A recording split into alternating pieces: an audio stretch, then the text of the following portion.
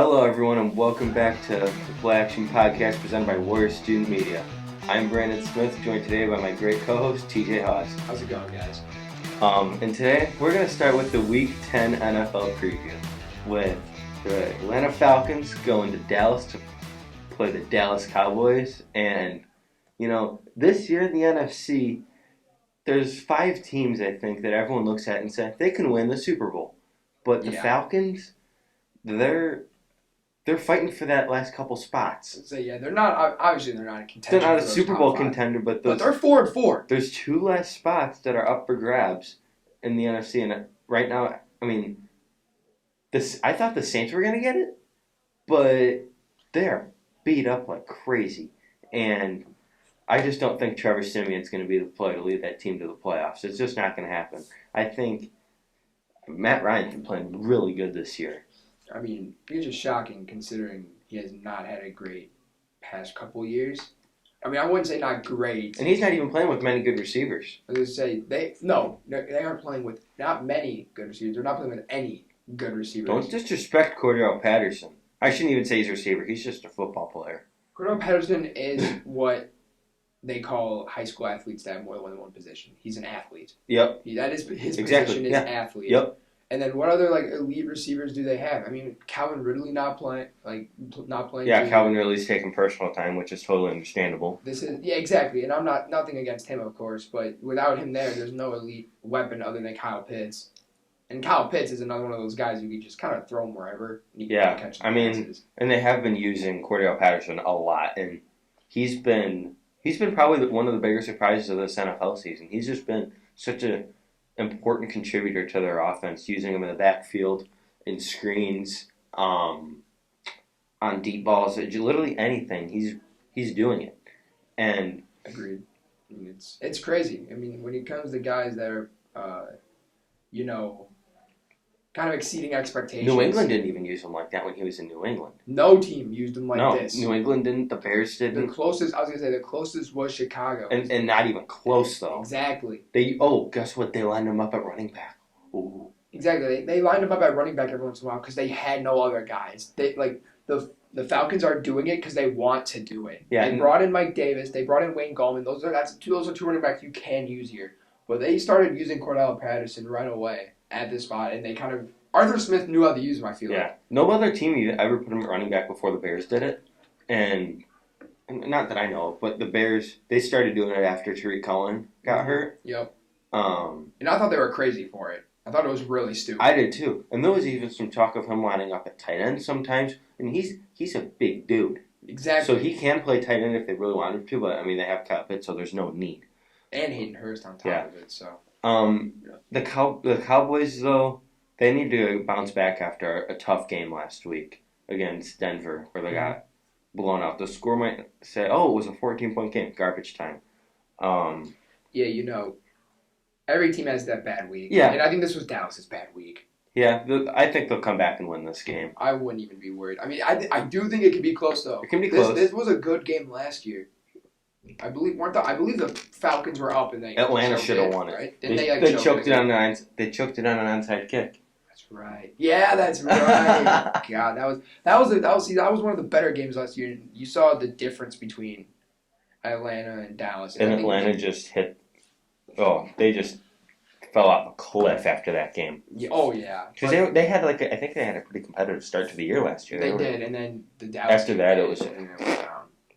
But this is if we want to talk about overall surprising aspects of this season, I think it's Dallas' defense is really up there. Dan Quinn has been able to utilize the personnel he has very well. Interesting personnel that they have. Exactly. I mean, the fact that out of the 4 linebackers that they had at preseason, which Lane Vandross, Keanu Neal, Micah Parsons, and Jalen Smith was the one they cut, and that shocked me because wasn't he on like a 6-year contract? Something along those lines. He was on a massive deal, and he deserved it at the time. And then he kind of his play went down, and the fact what surprised me is the fact that they kept Keanu Neal over Smith, but now it's paying off. Jalen Smith signed a 5-year, $64 million contract. When was that? 2019? 2019. God, and then 2 years later he's gone. But oof. I'm telling you, I really like this Dallas defense. Micah Parsons is a fun player because you can play him in a couple different positions. You can play him on the inside and you can play him on the outside. I mean, after his first game against Tampa Bay, where he looked very lost on a lot of those plays, he learned from it, and he's really gotten better every week. And a lot of people had questions in the pre-draft process about, does he love the game? Is he going to play? Is he going to be a locker room problem? No, he's been nothing short of fantastic for the Cowboys. And right now, he's probably going to win Defensive Rookie of the Year. He is definitely a top 3 frontrunner for sure. I mean, there are a couple other guys you could throw in there as well. So, another game that, I think the Cowboys win that game. I'm taking Dallas, too. It's going to be close, though. It could be a trap game. You got a point. I'm telling you, I think this Atlanta team's going to put up a big fight. They will. They're playing hard. So, we got the Browns and the Patriots up next. They're playing in Foxborough. Now, the Browns, obviously, they've had a lot of big storylines the past couple of weeks surrounding Odell Beckham Jr. Now he's officially gone, so you don't have to worry about that anymore. And last week in the first game out of the OBJ era, so to say, if there was even an era there, Baker looked good. Baker had his best game of the year. Very, very good game. Very surprising game, especially going up against that Cincinnati defense, which has shown to be above expectations all year. Have a good defense. The Patriots, though, they need to... a player I like on the Patriots offense is Ramondre Stevenson. Yes. I didn't know much about him in the draft. I was like, okay, they just picked up a late running back. He'll be a practice squad guy. But he's been an important contributor when he's gotten the ball. And I think they need to give it to him more. But the Patriots, Mac Jones has just been... And there's been this debate this year, especially for me and you, with who's the best rookie quarterback. It's your preference. Do you like a guy like Mac Jones who's shown that he's able more consistently to just run the offense, and he has he has 7 interceptions. Mm-hmm. Or do you like that type of quarterback? Like Justin Fields. He's going to take deeper shots. He's going to take deep shots and he's going to run with the football. Or even a Zach Wilson is playing similarly. He would take a ton of deep shots, obviously, before he got injured. And he was also a little more inaccurate. Yeah, but I mean, it's still the same concept. Yeah, but these two have clearly been the best. Those are definitely the top 2 right now. I still don't want to count out Trey Lance. But he just from what I heard, they already regret. I read an article from Mike Silver. The Niners regret drafting Trey Lance as of now. They feel like they should take another quarterback.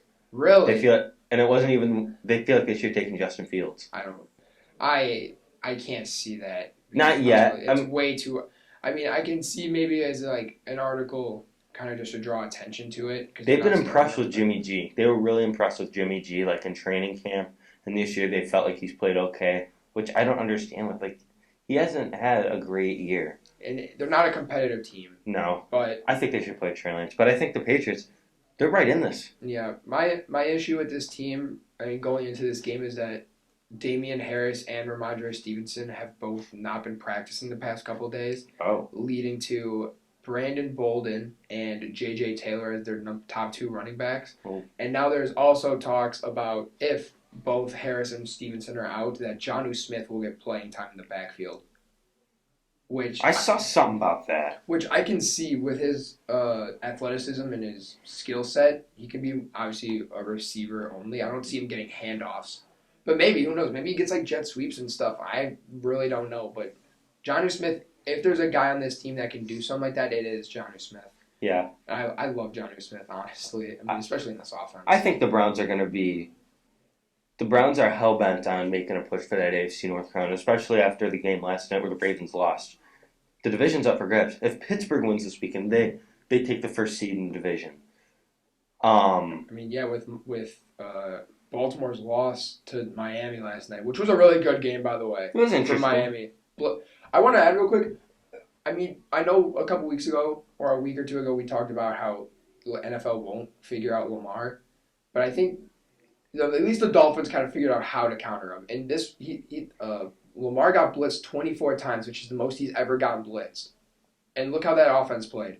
Yeah. Maybe it's just a one-game thing, but maybe that's what teams are going to start doing. Thursday night game, trap kind of game. Exactly. So you can't take it into too much consideration. But I just want to draw attention to it. Yeah. That if he's getting blitzed that much and he can't do a lot, maybe that's what teams are going to start doing. Games like those hurt his MVP candidacy, and I think right now there's probably going to end up being a new MVP frontrunner. I don't know. I'm still giving it to either Murray or Stafford, but no. But again, this Browns team, I like this team a lot, honestly. Like this personnel group, I think Donovan Peoples-Jones and Anthony Schwartz, two very solid receivers. Anthony Schwartz is now above Rashard Higgins in the depth chart, may I add. Oh. And again, that's ESPN depth chart, so I don't know if that's exactly what they're going to do.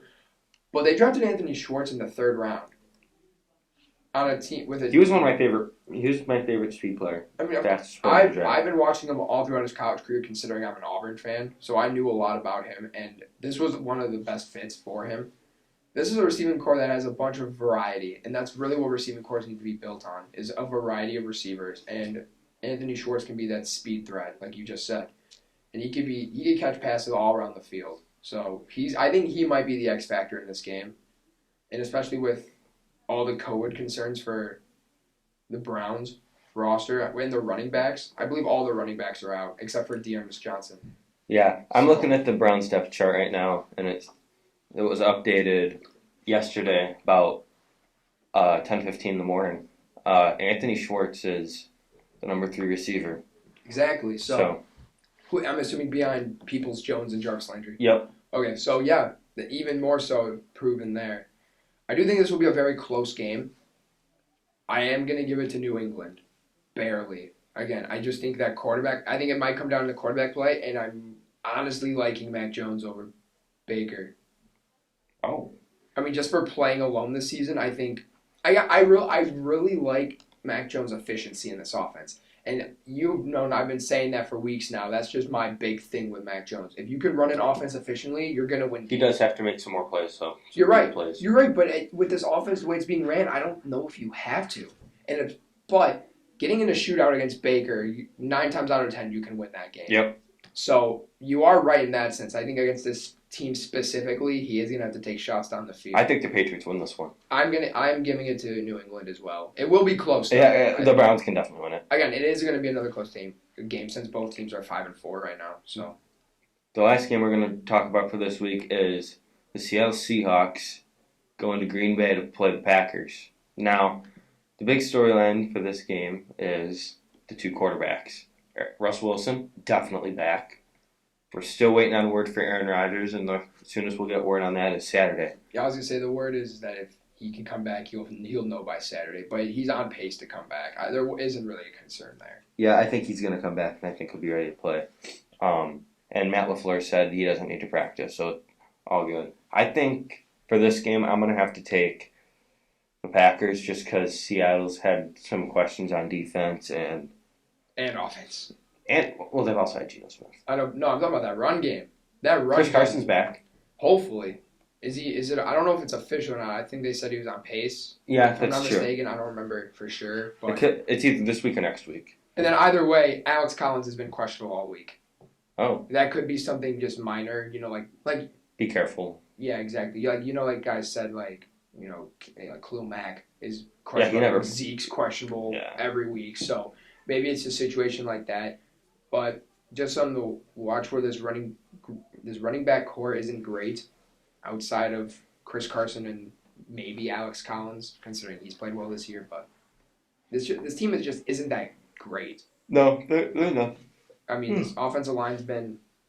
They don't do nothing for me. Like they're just there. They're gonna be fighting for that last spot in the NFC, but it's even if this is a 3-5 team right now, down to 3-6 if you lose this game, which I think they will. So, and I think they will lose this game too. With Rodgers coming back, Devontae Adams, Aaron Jones. I mean, I can just go on how many good players are on this team.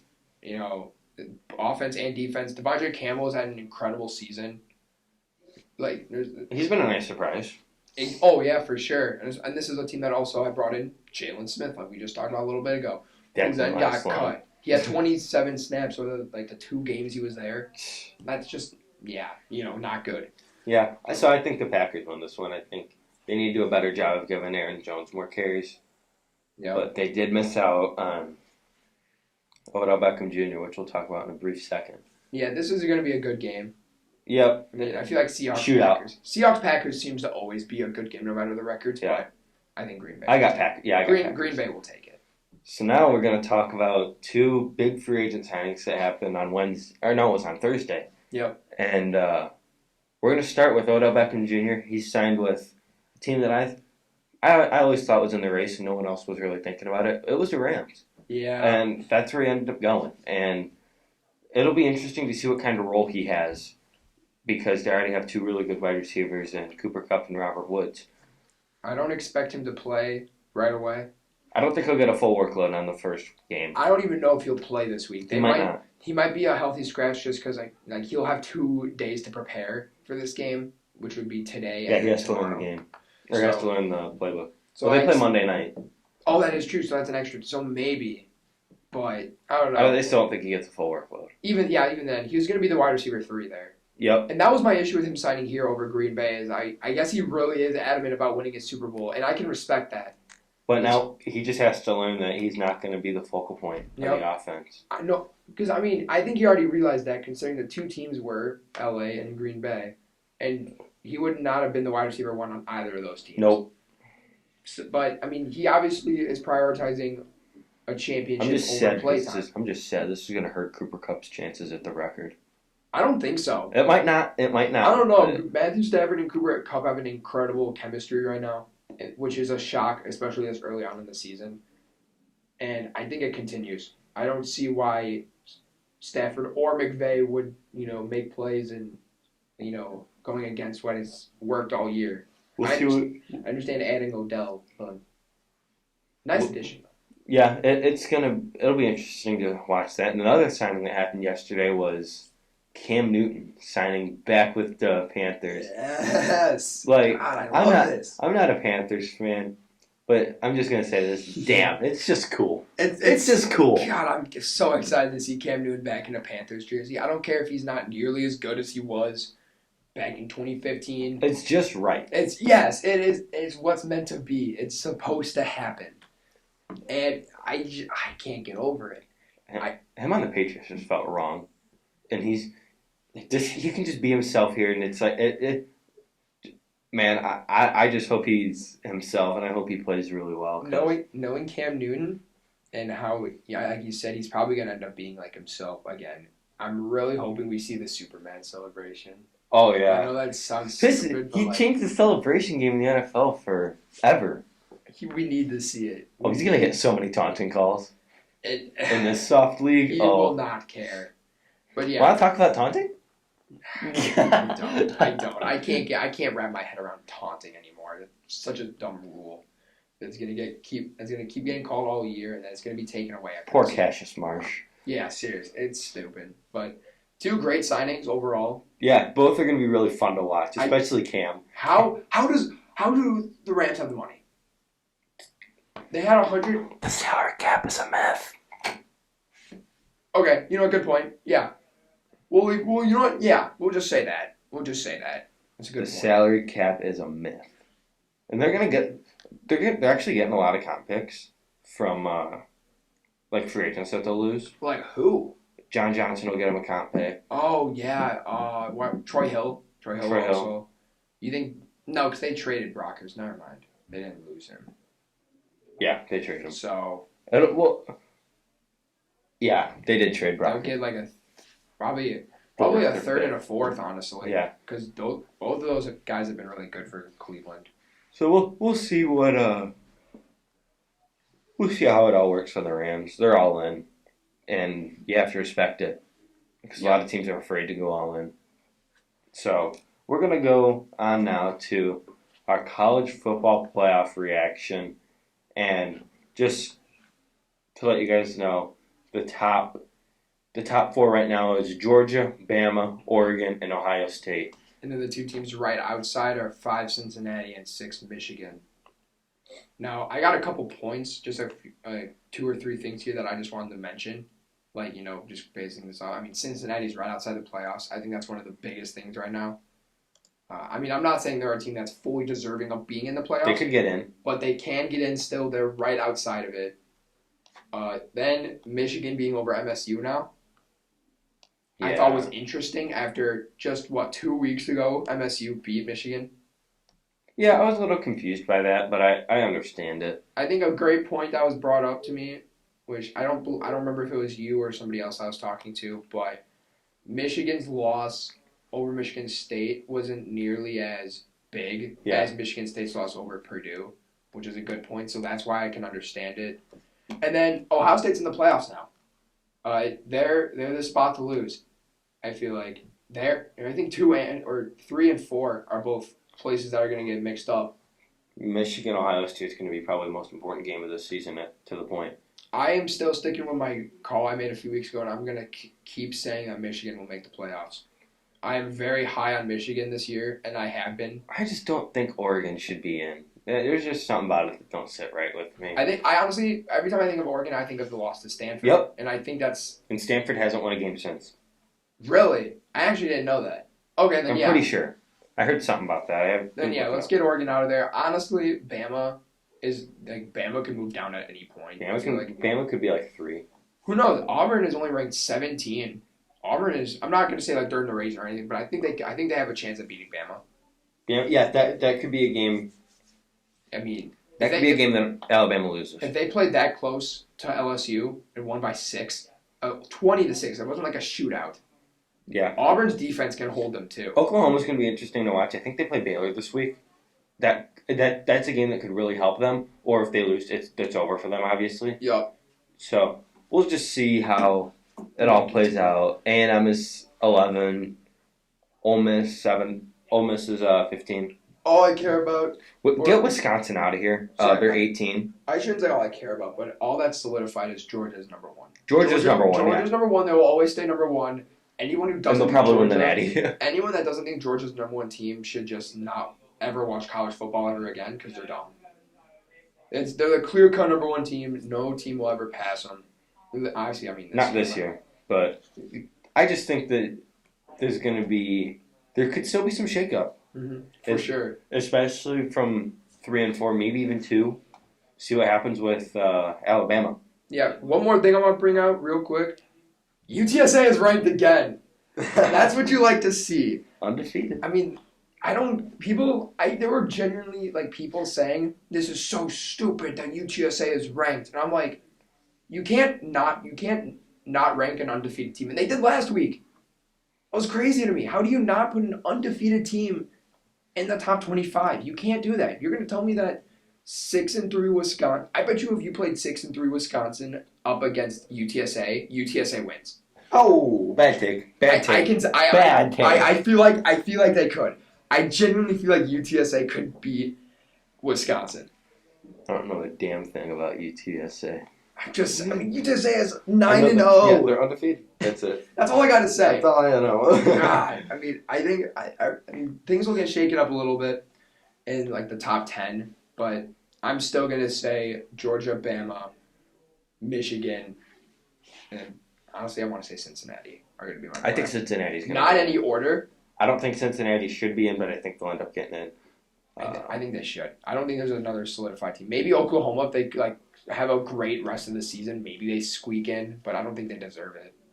No, they're honestly one of the worst undefeated teams. I love Caleb Williams. I know you do. Spencer Rattler. Yeah, Spencer Rattler is just kind of ruined it for them. Yeah, if I'm being honest. Yeah, Caleb Williams just been incredible this year, living up to all the hype. Especially as a freshman, that's very true impressive. freshman. True freshman. Yeah, exactly. But this is gonna be a good week of football. A lot of things will change. Yeah, I think. So that should do it for this episode of the Play Action Podcast presented by WAIVER Student Media.